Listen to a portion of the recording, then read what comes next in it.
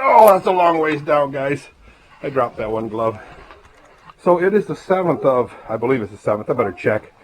It's the 7th of February. No, it's the 8th. Oh, it's 6th.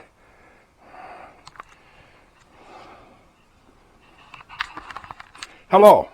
Let me put my gloves in my pocket so I don't have to hold my gloves. Hey, I'm getting a new camera, guys. I'm getting a new camera. I've been texting with and messaging with Leon. Leon. His last name is really difficult to say for me. Koshikan? I don't know. But anyway, it is the 6th of February 2020. And yesterday, I mean, we got dumped on by snow. And here you can see, I did plow this driveway yesterday afternoon, early afternoon. And we already got like 3 inches of the snow after that. Isn't that something? That poor kid across the street's snow blowing his property. Look at all the snow on the trees, guys. There's a little bit of, if you see, you know what? Let me clean the lens a second. Sorry, guys. Don't go away. I'm back. Lens looks a lot better. If you can see the snow, it's actually dropping straight down, except with a bias towards the northeast. So it's going this way. So it's a beautiful day, guys. I might take a couple snaps in this video and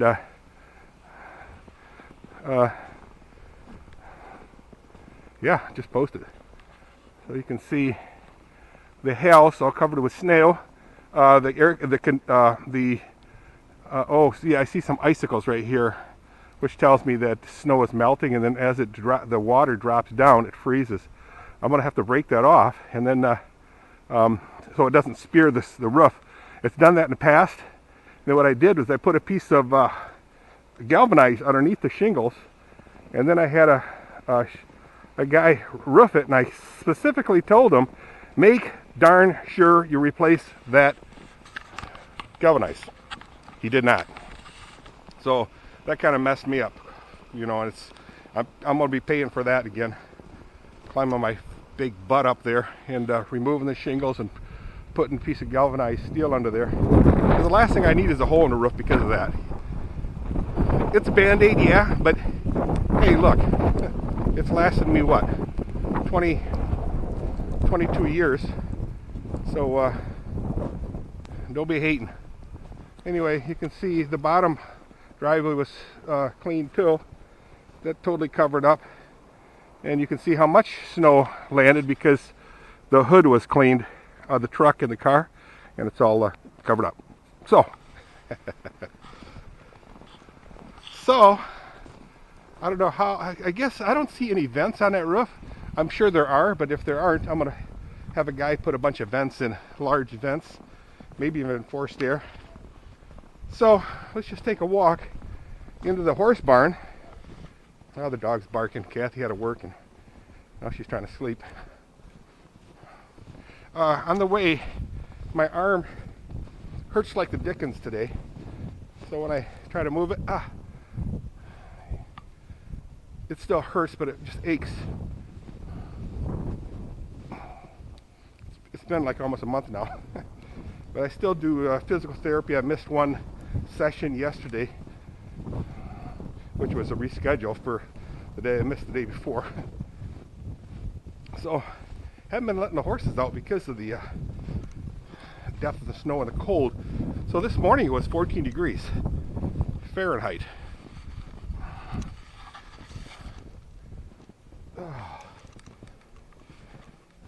So I cleaned the stalls, you know, fed the horses, watered the water troughs. But I'll tell you what, my back, Jack. Hi, girls. How y'all are, huh? Yeah, it's me again. There they are. I don't know if you can see them. Well, you can see them pretty good. Hi, girls. Oh, by the way, there was a mouse in the trap. And again, I'm not going to tell you what I did with it. I'm not going to tell you that it was dead. Because, you know, I'm an animal lover. But, so I got 3 traps here. It was on that trap right here. This, you can't really see it, but that one right there, the middle one. So,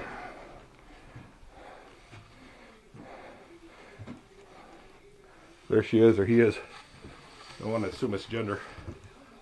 So, yeah, I should clean the floors, but yeah, Jen had the farrier here the other day. I want to say that might have been Thursday, and did the horses. So their feet look all fancy. So you doing okay? Hey, you doing okay? Oh, breathing on me. I hope don't snort. So she's my matriarch to this barn. This is Lucia. Again, she's, how old are you? Okay, what that means is she's 15 maybe. And when she was just a little dinky baby, she reached over and grabbed this thing right here and got her tooth caught between this and this. And then she freaked, and her lower tooth, she dropped her head up, pulled her whole tooth out. I think it was like that big. So what I did is this ring I pounded down so she can't get mouth in there, but she still can do it on this side, but she can't reach that one. This one here, because I got the grain right there. What is this? This is where you hang your tack. It's protected, I guess. I guess I gotta knock this one down a little bit. This is Lucia. Hi, buddy. She's what, 4 or 5 years old, something like that. She is pregnant, yeah. She's with a Hessel baby. Yeah, you're such a sweetie. But she's the wild one. Jen likes this one a lot because she calls it introverted. I'm not a psychologist, but I can play one every once in a while. Yes, I'm going to get this cleaned this summer. This wall will be all clean. Kathy bought me a really nice power washer. Now I have 2 pressure washers. One electric, which I got from John Shanks. John Shanks, how are you? Tim Needery, good friend of John Shanks. I got to pull all the snow out. Just put it in this area right here. But isn't this not beautiful? I don't know if you can see this big old giant drift. As I walk through it, you'll see it as it affects the boots. See how deep it is? Isn't that not just a beautiful sight, guys?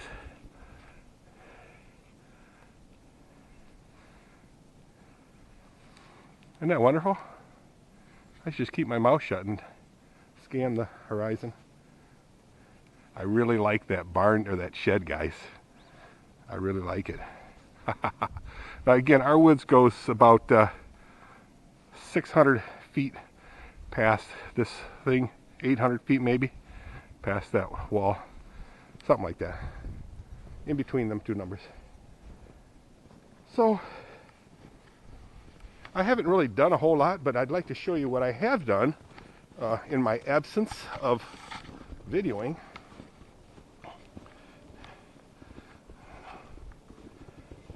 Oh, remind me to tell you about my camera that I buy it. All right, girls, I'll see ya. It's been real. Like a barrel. See you around. Oy. Oy, oy, oy. Oh yeah, I do need a 55-gallon drum, guys. A nice steel 55-gallon drum, not a plastic one, because I've got to build a wood burner. So, oh yeah. Yeah, my hands started to get cold.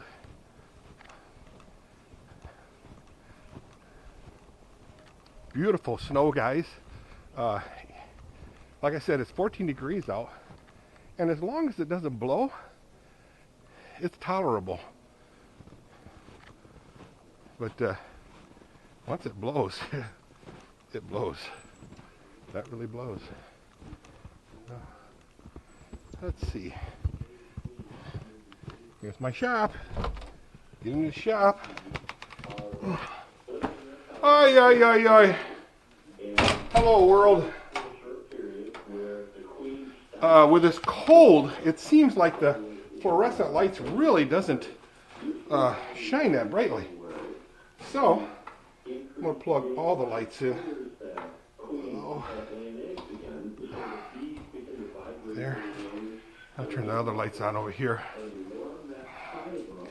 So in here it's 30 degrees, yeah. 40 degrees, yes, but 30, not so. It's really almost too cold. I could be using the kerosene heaters, but I just don't feel like it. So, with the Corvette, turn this thing down. Laying their eggs 1st of February. We can have a field bee. There. Hey, channel changed. There.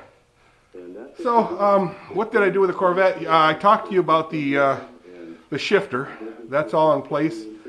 And then I did make a mistake talking about the transmission. I went park all the way forward, reverse, neutral, overdrive, drive 1, drive 2, drive 3. Or drive 3, drive 2, drive 1. And then I said, drive 1, 2, 3. So I was off anyway. So I don't know if anybody noticed that, but what I did do, and that was counting from all the way the drive side, all the way the pulled back side. And I counted, when I set this thing, I know it's not going to make any sense. When I set the lever in what position, I started from the park end. So it's the overdrive is in the right position. Here, let me just show you when I marked it. So this thing, the transmission is an overdrive. You see this little mark right here, and that's lined up with this thing right here, lever. Right now, everything's just clamped into place. I just want to prove it out first. I'll get better clamps than these. And then once it's proven out, I can tack weld it all this area here. Tack weld it and then take the bracket off and clean it up. This is temporary hookup to the cable, and this thing here, it does look a little jerry-rigged, but I can tell you this has been warranted to last at least 3 years. So it's a temporary thing, but the warranty on this setup here, the whole setup here, is 3 years. So I'm covered there. And it's a real reliable warranty. And they call you every so often to tell you, hey, you know, your warranty, you haven't renewed your warranty yet. Well, they've noticed, you know, you'll get them phone calls. So that was one thing that I did. Are you even videoing? Yes, you are. The next one was, I think I mentioned this before, but I didn't video it. I took pictures, but I never posted them. So anytime I use the air system in the shop, all these lines here, you can see the red line going up, is filled with air all the way to this here, the quick release. So let me energize that. And so what I did was I took this all apart and put this shutoff valve here. You know, a lot of maintenance don't know this. Even a lot of pipe fitters. Randy West would know. Right, Randy? You would know that anytime you put Dick Hahn or Richard Hahn, he would know too. Anytime, any Keeler Brass maintenance guys would know. Keeler Brass produce some really good maintenance guys. So whenever you put this valve in, to turn it on, this is an off position, which is perpendicular. You turn it parallel, but it has to point the direction of the airflow. Always turn it the direction of the airflow. So the airflow goes this way, pointing this way. Why? Because many of these valves, they're built, mainly the plastic ones, the big giant PVC plastic ones for your plater systems and what have yous. If you shut it off, and you had this backwards, if you take this part off, the ball would come shooting out. And that's no bueno, as Julio Lopez would say. No bueno, no bueno, no bueno. So This way, if you do it correctly, you can remove, so shut the air off, get all the pressure out, and then remove this part, or even tear the valve apart. That ball is going to remain captured. But what's really nice about this, once you pressurize the air, you try to release these things, it's like impossible. Impossible, I say. Did I say impossible? You know, it's 150 pounds. And let me just charge the system a minute. Okay, the system's charged. Shut it back off. Waste all my air. It's at 140 right now, which is still significant. So, you guys aren't bored, are you? So, if I push this valve here, nothing, crank this open, right? Then I can drain this system too. Now this hose is all filled. I just drain it. So the only area that's got the air, now I can remove these quick disconnects, no problem. It's the system's got the air yet. Now let's go to the other side of the shop. So I can do that there. I can do that here at the, what do you want to call this thing? And you can do it here, way over here.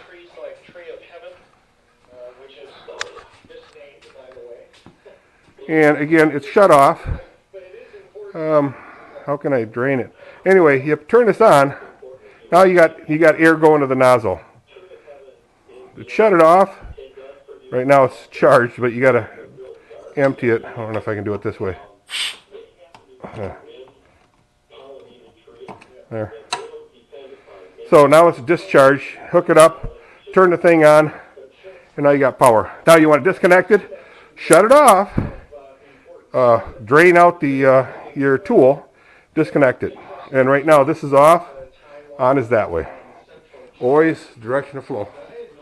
What else did I do? What else did I do? Now, you know, it doesn't sound significant job, but it was pretty significant. I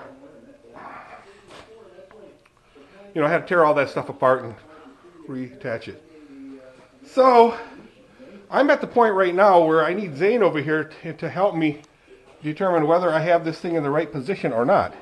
I'm thinking I do, because again, that thing is in overdrive on top, and it's in overdrive, the transmission is in overdrive.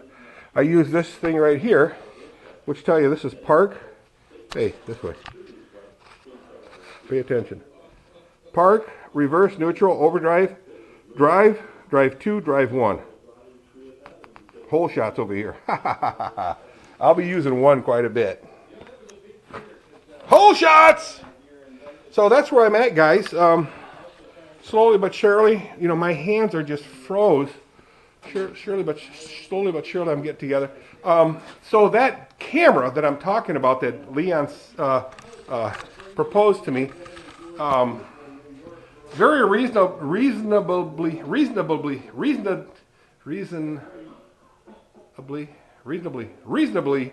easy for me to say, reasonably priced. Includes 2 batteries, a charger, and the camera is higher quality. I mean, this thing was from China. I'm not complaining, but really good quality. It also has image stabilization. In other words, as I'm moving like this, you're getting all dizzy, right? This thing, you move it fast like that, and I guess it tracks it very slowly.